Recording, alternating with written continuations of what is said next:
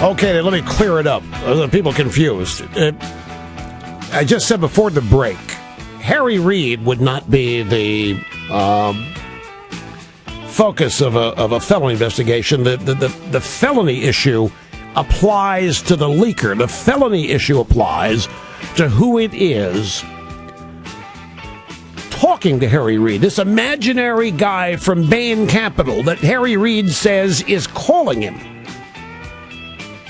The felony issue applies to the leaker, and the reason for an investigation, the reason for an interview of Harry Reid is to determine the identity of the leaker. That's who's breaking the law, and Harry Reid's facilitating. And then, in the course of that investigation, were it to happen, now you and I know it's not going to happen, but were it to happen, if, while interviewed by the FBI and the IRS, and even if not under oath, if Harry Reid lied about this, then he is subject to a 1001 prosecution. It's not perjury, but it's lying to a federal investigator.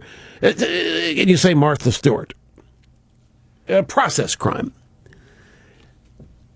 Now, it's never going to happen, but this is a way to call Harry Reid's bluff. Either he's lying to the American people now, or he has information that federal investigators might find useful. It's one of the two things. He's either lying that somebody from Bain Capital called him and said Romney hadn't paid taxes in 10 years, or somebody's out there breaking the law. Somebody is out there potentially committing a felony. And Harry Reid knows who it is. But see, I don't know who it is. I just answered the phone. But the point here, folks, would be to call Harry Reid's bluff on this. I thought we played the parodies and we've given you history. This is a page out of their playbook. This is what they do. They run around, they make all these wild allegations with no evidence whatsoever. Then they demand that whoever it is they're alleging all this lawlessness confirm that they didn't do it. Essentially go out, prove a negative. Anyway, welcome back. Great to have you here. Rush Limbaugh and the EIB Network as the fastest week in media rolls right on. Let's stick with the media. I got a piece here by Roger Simon in the Politico. And I know, folks, it gets tiresome talking about the bias of the media. But this goes beyond media bias. Now, we're into, I think, what is genuine media corruption now. With what these, who was it? It might have been John O'Sullivan writing at National Review. I'm not certain, but he called these guys running around asking Romney questions while he was at the Tomb of the Unknown Soldier in Poland, hecklers, not journalists. And if whoever said that, whoever came up with that characterization is dead on right. The media has become a bunch of hecklers. They're not journalists seeking information. They're not asking questions that are on the minds of the American people. They're seeking to trip Romney up. And so this trip, the foreign trip, the word's out. The reporting on this is that it was a debacle. And it was a gaffe-prone mistake, and Romney shouldn't have never gone on that trip. Never, ever. He shouldn't have left the country. Shouldn't have gone to Great Britain. Shouldn't have gone to Israel. Shouldn't have gone to Poland.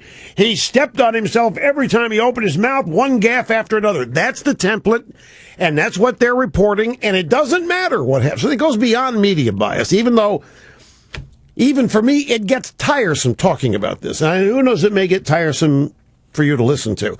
But now and then an article comes along that is perfectly illustrative of the game and shows their mindset. And that's what this is from Roger Simon today. Now, Roger Simon is called Politico's chief political columnist. And I suppose they call him that so as to allow him to write opinion as a news story. But I think everything in the Politico is an opinion piece anyway. But this piece here is not journalism. It's not even thoughtful punditry. It is the ravings of an adolescent and hysterical Obama fan who is beside himself. They can't figure out why they haven't put Romney away yet. They also can't figure out why Obama isn't up 70-30. Although, I do have a soundbite coming up from F. Chuck Todd, who himself is surprised that Obama's still leading. Yeah, let's what it's F. Chuck. Let me find it here. Let's see where number 14. Yeah, he doesn't understand it, but we may as well play. It was on Charlie Rose last night, and Charlie Rose said, "Look, there's this notion that the president has more empathy. People who are polled care more about them. I mean, that's something from my own political observation goes to the heart of likability, which is always a factor. People out there, F. Chuck, they just like Obama. Well, what about that?" Sometimes I look at this political landscape and the economic landscape and I say, how is the president ahead? And so I actually look at this. I always ask another question to try to figure out what's wrong here with Romney. Why isn't Mitt Romney already ahead? And the fact is, I keep coming back to a couple things. One, he's not ahead because I think that he hasn't articulated who he is, and he's losing this values argument to Obama. But the second thing, which we haven't brought up yet, but I want to get to, is I actually think that the Republican brand is still a mess with the middle of the American public, the independents and the sort of center-right, center-left folks who might be persuadable. And that is serving as more of a drag on Romney than I think any of us talk about. What in the... Well, you talk about convoluted, losing the values argument to Obama? He says that the night of the Chick-fil-A event? Losing the values argument to Obama, and the Republican brand is a mess with the middle, the independents. Has he seen the polling data on independents? Is he looking at polls outside his own corrupt poll with the Wall Street Journal? Romney probably is ahead. They've thrown everything at Romney. They have spent so much, they've spent more than they've raised. Obama is nothing. He's not even president of the United States, right? He's not even a celebrity of the U.S. He is the fundraiser in chief. That's all he's doing. And they can't put Romney away with the best stuff in their arsenal. I'll tell you what this is all about. I'll tell you why people are confused. Genuine, open-minded people. I'll tell you why they're confused. There was another piece on this today by Victor Davis Hanson at National Review. It's about cutting-edge stuff here. We talked about 3 weeks ago on this program why the economy is not the dominant political factor that it traditionally always has been. If the economy were if it were just as big a factor as it was in 1992, Obama would be toast. And so people are starting to ask themselves, wait a minute now, this economy, in fact, Forbes magazine, worst recovery since the Depression. Forbes magazine, a guy has a piece out Obama wins the gold for worst economic recovery ever. Now, in the midst of the worst economic recovery ever, how is Obama still in the game? And it's because of one of two things. Either the American people have just thrown in the towel and have accepted that this is the new norm, or else all the polling data on this is skewed. And it could be a combination of the two. But we do know the polling data is skewed. We do know that every poll out there, other than Rasmussen, is oversampling Democrats. Every one of them. We know that these people on the Democrat side are lying to themselves with their polls about how well Obama is doing. Now, I think this Roger Simon piece, again, is illustrative of the panic. Remember the template? Romney, gaffe after gaffe after gaffe. Listen to this. Title of this piece, Mitt Romney needs a running mate to replace flop. Mitt Romney needs to announce his choice for VP quickly, very quickly, like within the hour. It doesn't matter who he chooses. Anybody will do, even Sarah Palin. Hell, even Todd Palin. Why? Because Romney needs to change the narrative, the conversation, the buzz, the impression left by his recent foreign trip that he can't chew gum and chew gum at the same time. A few days ago, I called Romney's trip a disaster. I'd like to apologize. It was a disaster wrapped in a debacle inside a calamity. This is front page Politico stuff here. You notice how this guy, Simon, is harping on the Palin family. This is no accident. It's Freudian. He and the rest of the news media are trying to do to Romney what they did to Sarah Palin. But this piece is instructive in two ways. It shows the agenda at work behind the media's invention of Romney's overseas gaffes, and it shows the mindset at work at the Politico. He says here, the press is being attacked for making too much of Romney's gaffes, but why should we ignore what actually comes out of a candidate's mouth when he's forced to think? Should we instead cover only the speeches meticulously crafted by his staff, or the TV ads in which every frame is painstakingly edited and often focus grouped in advance? He goes on to talk about this was the most embarrassing trip. Romney should not even be showing his face. That's how bad the trip was. One gaffe after another. And it's so bad, Romney better pick a VP right now and take all the focus off himself. The worst thing he can do is keep the focus on him. If he doesn't get the focus off himself, it's over. Now, folks, I know that you in this audience are above average informed, above average IQ, above average aware.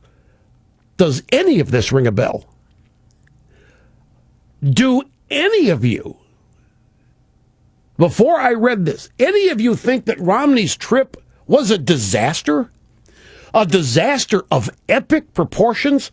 So bad that even naming Todd Palin as his VP is something that would be helpful? Once again, ladies and gentlemen, they're telling us who they are. They're telling us more about them and their level of panic than they are about Romney or about us. Now, companion piece, Washington Times by Dr. Milton Wolf. Does that name ring a bell, Dr. Milton Wolf? He's a Washington Times columnist. He's a radiologist and President Obama's cousin. And the title of his piece is, I'll say it, President Mitt Romney, conservatives' growing enthusiasm is palpable and deserved. Let me read you just a couple things from this. During the frenzied slugfest days of the Republican primary season, even conservatives who were skeptical of Romney have found reason for optimism.